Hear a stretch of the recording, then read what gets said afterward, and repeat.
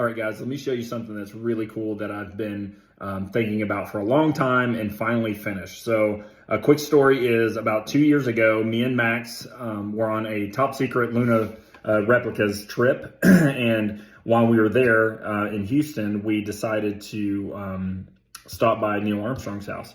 And we were talking about how cool it would be to own that house, and it'd be neat to dress it out into like original 60s type stuff. And then I was like, oh, it'd be cool to have one of the Bell 107A's spokesmen, the Squawk Box, in there playing audio from missions.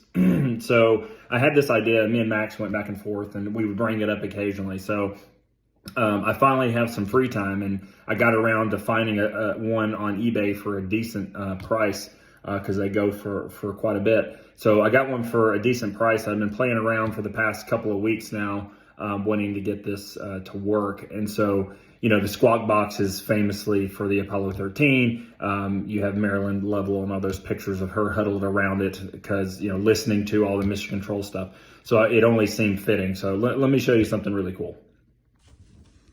All right, here we go. This is the one I got off eBay. It has the original cable with it, which is cool. This has been non-tampered with in terms of everything.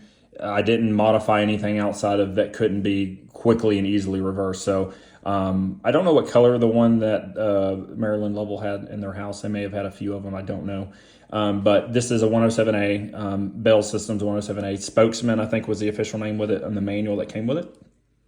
So with some modern technology, there's my prototype, using some Arduino and whatnot and some fancy wiring.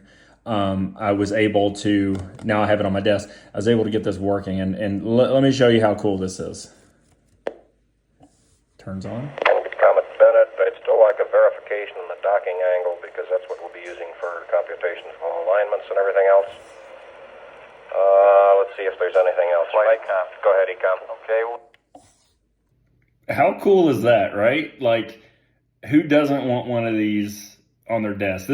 I've made a lot of cool stuff for myself, for Lunar replicas and stuff. And this one, it's pretty simple at the end of the day, but for whatever reason, it's just so satisfying, and it's just, I don't know, check some box for me that made me super, super happy. The first time I got that audio to play through this original speaker, it just like, that's the sound, you know, that's what it sounded like when they were listening to these things, you know, in their houses, listening to mission control audio and getting, you know, up to date on what was going on in the mission. So it was almost like emotional. It was really, really neat to hear that original audio.